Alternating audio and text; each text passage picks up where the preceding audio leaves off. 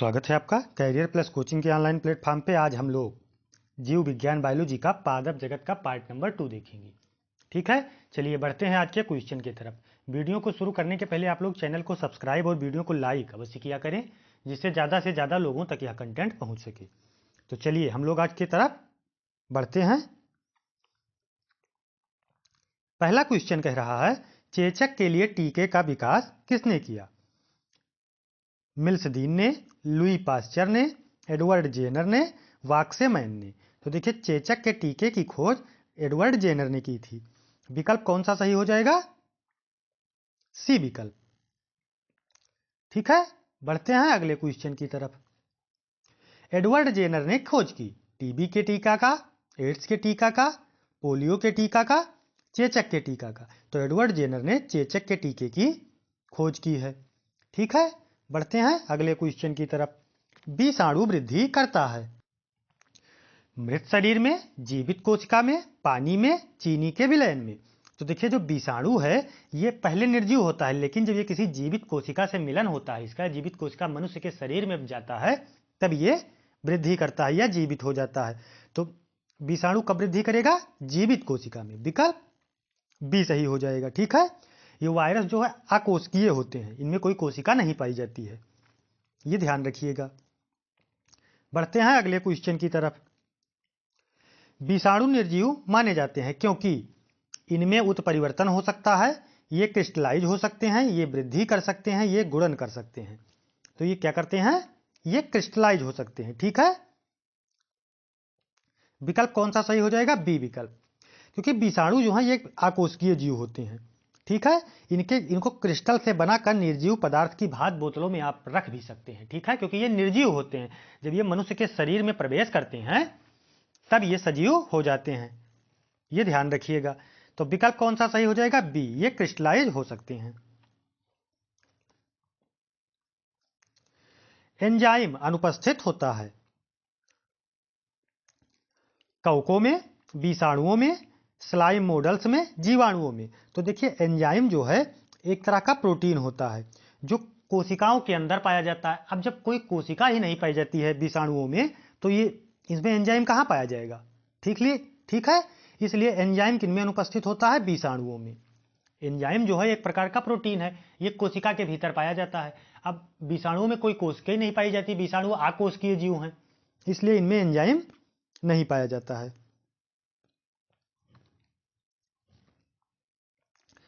Ads का कारण है T4 लिम्फोसाइट की कमी, उच्च रक्तदाब, राइबोफ्लोविन की कमी, जीवाणु संक्रमण। तो देखिए, एड्स का जो है, एड्स का कारण है T4 लिम्फोसाइट की कमी, यानी विकल्प ए सही हो जाएगा। ठीक है, बढ़ते हैं अगले क्वेश्चन की तरफ। HIV द्वारा होने वाला रोग है क्षय रोग, आतशक रोग, कैंसर, एड्स। तो HIV द्वारा क्या होता है? एड्स होता है। विकल्प डी सही हो जाएगा। एड्स जिस वायरस के कारण होता है उसका आनुवांशिक पदार्थ है एक स्ट्रैंडेड आरएनए, द्विक स्ट्रैंडेड आरएनए, एक स्ट्रैंडेड वृत्तीय डीएनए, द्विक स्ट्रैंडेड डीएनए। तो देखिए, एड्स जिस वायरस के कारण होता है उस वायरस का नाम है एक स्ट्रैंडेड आरएनए, यानी विकल्प ए सही हो जाएगा। बढ़ते हैं अगले क्वेश्चन की तरफ। इबोला क्या है? इबोला क्या है? कवक, बैक्टीरिया, प्रोटोजोआ, वायरस। तो इबोला एक प्रकार का वायरस है। ठीक है, विकल्प कौन सा सही हो जाएगा? डी विकल्प। बढ़ते हैं अगले क्वेश्चन की तरफ। विषाणुओं में क्या होता है? प्रोटीन और लिपिड, न्यूक्लिक एसिड और प्रोटीन, लिपिड और कार्बोहाइड्रेट, कार्बोहाइड्रेट और न्यूक्लिक एसिड। तो देखिए, विषाणुओं में न्यूक्लिक एसिड और प्रोटीन पाया जाता है। विकल्प कौन सा सही हो जाएगा? बी विकल्प, न्यूक्लिक एसिड और प्रोटीन। खसरा निम्नलिखित संक्रमण के कारण होता है विषाणु, जीवाणु, कवक, शैवाल। ये किससे होता है? विषाणु से, यानी विकल्प कौन सा सही हो जाएगा? ए विकल्प, विषाणु से। ठीक है, खसरा जो है ये श्वसन प्रणाली का वायरस है। ठीक है, इसमें श्वसन क्रिया आपकी बाधित हो जाती है। इसके वायरस का क्या नाम है? मोरबीलीवायरस के जीन्स पैरामिक्सोवायरस। ठीक है, पैरामिक्सोवायरस, पैरामिक्सोवायरस जो है इसी से खसरा आपको होता है। ठीक है, ध्यान रखिएगा। बढ़ते हैं अगले क्वेश्चन की तरफ। निम्नलिखित में से कौन सा रोग विषाणु के कारण होता है? चेचक, यक्षमा यानी क्षय रोग जिसको बोलते हैं, मलेरिया, हैजा। तो विषाणु से चेचक होता है। ठीक है। अच्छा, चेचक को अपने यहाँ कुछ और बोला जाता है, छोटी माता और बड़ी माता। ठीक है, यानी चिकन पॉक्स और मंकी पॉक्स। इसकी खोज सबसे पहले एडवर्ड जेनर ने की थी। ठीक है, कि ये विषाणुओं के कारण हुआ था। उन्होंने चेचक के टीके का भी आविष्कार किया है, आगे क्वेश्चन में आया था। चलिए बढ़ते हैं अगले क्वेश्चन की तरफ। जंतुओं में होने वाले फुट एंड माउथ रोग किस कारण उत्पन्न होता है? जीवाणु, कवक, प्रोटोजोआ, विषाणु। तो ये किससे होता है? विषाणु से। विकल्प कौन सा सही हो जाएगा? डी विकल्प। ठीक है, यह गाय भैंस पशुओं के मुख में होता है, जिसे मुंहपका और खुरपका भी हम लोग कहते हैं। बढ़ते हैं अगले क्वेश्चन की तरफ। आलू में मोज़ेक रोग का कारण क्या है? तो आलू में मोज़ेक रोग विषाणु के कारण होता है, यानी विकल्प ए सही हो जाएगा। ठीक है, चलिए बढ़ते हैं अगले क्वेश्चन की तरफ। शैवाल विज्ञान एल्गोलॉजी में किसका अध्ययन किया जाता है? कवकों का, लाइकेन का, जीवाणु का, शैवाल का। तो किसका अध्ययन किया जाता है? तो शैवाल विज्ञान में शैवाल का अध्ययन किया जाता है, यानी विकल्प डी सही हो जाएगा। बढ़ते हैं अगले क्वेश्चन की तरफ। शैवालों की कोशिका भित्ति किसकी बनी होती है? काइटिन की, सुबेरिन की, सेल्यूलोज की, क्यूटिन की। तो किसकी बनी होती है इसकी? सेल्यूलोज की। ठीक है, यानी शैवालों की कोशिका किसकी बनी होती है? सेल्यूलोज की। शैवालों की कोशिका भित्ति दो स्तरीय होती है। ठीक है, आंतरिक स्तर जो है ये सेल्यूलोज का बना होता है, और जो बाह्य स्तर होता है ये प्रोटोपेक्टिन का बना होता है। आंतरिक स्तर सेल्यूलोज का और बाह्य स्तर जो है ये प्रोटोपेक्टिन का बना होता है, यानी विकल्प कौन सा सही हो जाएगा? सी विकल्प, सेल्यूलोज। हाइड्रा की स्रावी कोशिकाओं में कौन सी सहजीवी शैवाल मिलता है?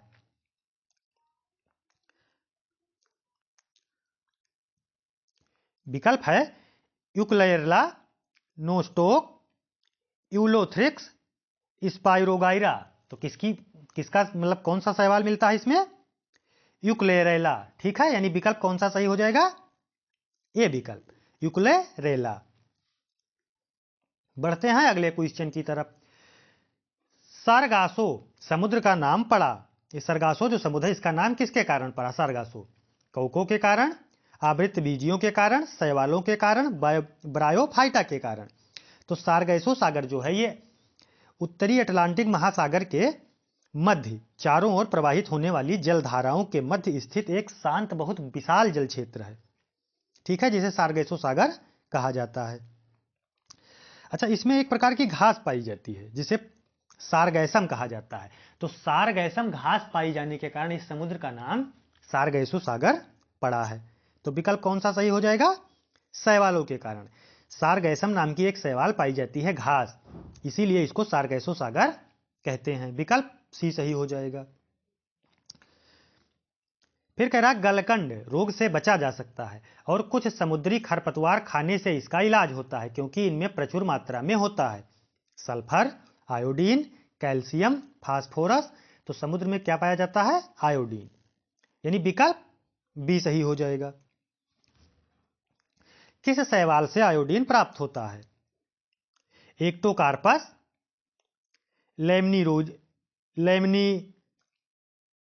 Laminaria, Oedogonium, Ulothrix. तो किसमें पाया जाता है?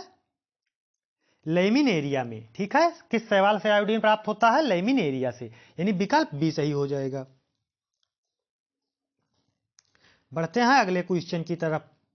केल्प प्राप्त होता है समुद्री शैवाल से, लाइकेन्स से, शैवालों से, जलीय शैवाल से।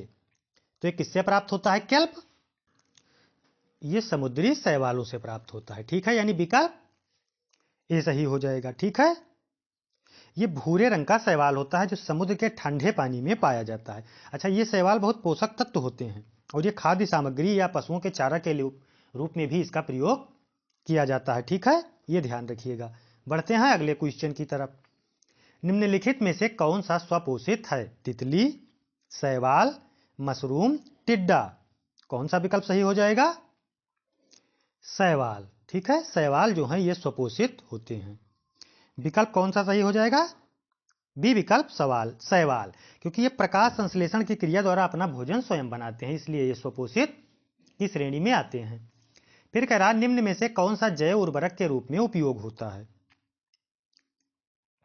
राइजोबियम, नील हरित शैवाल, एजोला, उपयुक्त सभी। तो देखिए राइजोबियम जो है और नील हरित शैवाल और एजोला ये तीनों जैव उर्वरक के रूप में प्रयोग होते हैं, क्योंकि ये नाइट्रोजन का स्थिरीकरण करते हैं, इसलिए विकल्प डी उपयुक्त सभी सही हो जाएगा। बढ़ते हैं अगले क्वेश्चन की तरफ।